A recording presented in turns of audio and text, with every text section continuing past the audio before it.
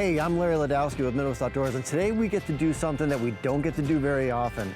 We're up in the Northwoods of Wisconsin. We're going to be out with Max Walter, Senior Fisheries Biologist of the Sawyer County area. We're going to do some electro-shocking for fish. We're going to learn something tonight, so come on and join us. Okay, so we are officially on the, what do you call this vehicle?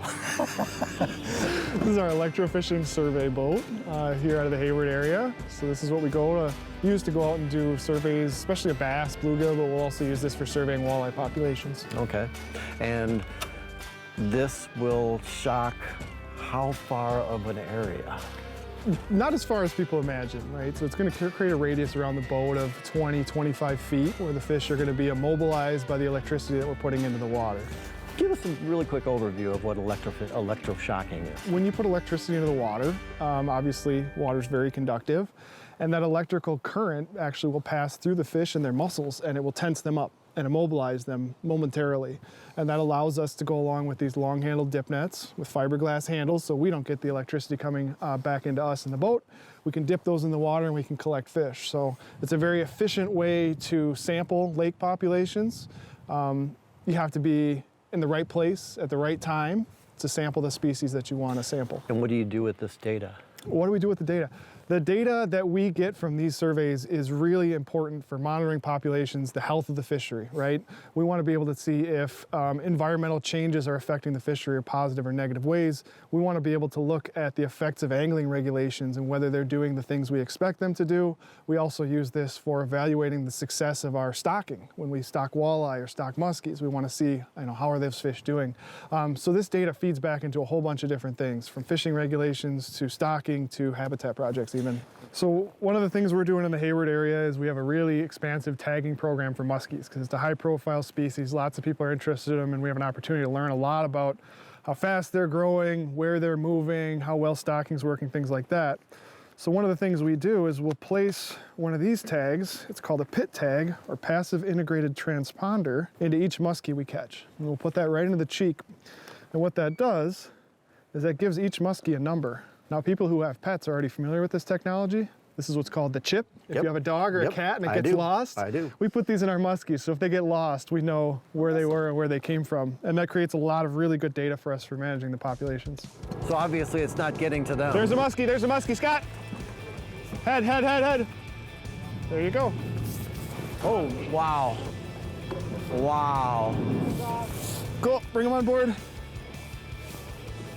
That is awesome. Just like he drew it up. So you can see the muscles kind of vibrating. Yeah. That's the electricity just kind of like working its way through. So this is a good time to work him up because he's still immobilized. And I see what you mean by the bigger fish will be more affected because of the muscle mass you said, right? Yeah, right. So he's fine. There's nothing structurally wrong with him, right? It's not affecting his brain or his organs or anything like that. It's just his muscles are tensed up for the moment. Step one, check and see if it's got a tag. Doesn't look like it does. I'll check the whole body here, but so here's that tag, that PIT tag we were looking at earlier. So now we're gonna load this into our hollow needle, right into the cheek, nice and easy. Now this muskie will, for the rest of its life, be known as Larry, or 982-910-664-89189, which is my number. I'm sure that's binary for Larry, right? It is probably, yeah. And so that's going to help us for the rest of this fish's life. Every time we capture it, we'll know we caught Larry with Larry on this day, and it was, this is going to be 39.3. And by the way, all the fish in the tank have all responded perfectly. Yep. None of them are shocked anymore. So that's obvious. That's a nice smallmouth. Beautiful colors. So that's right at 18.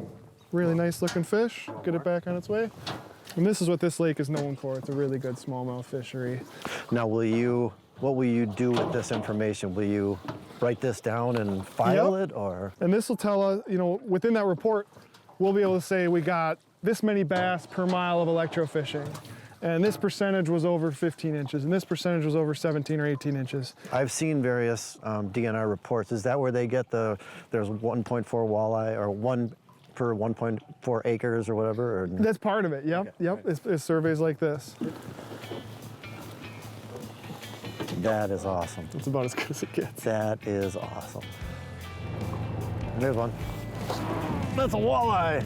He's done it. Yeah, I stole that one from you. Oh, that's a good one too. Look at that.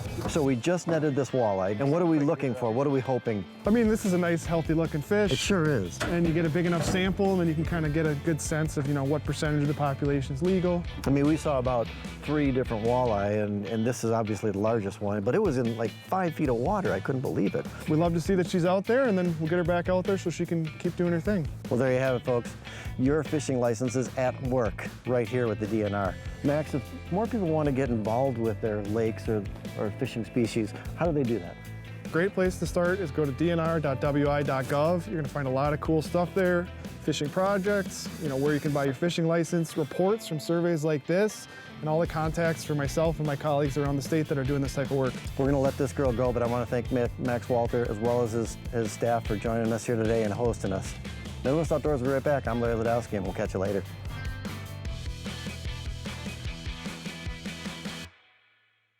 Hey everyone, thanks for watching. Make sure to hit that like button and subscribe for more Midwest Outdoors content.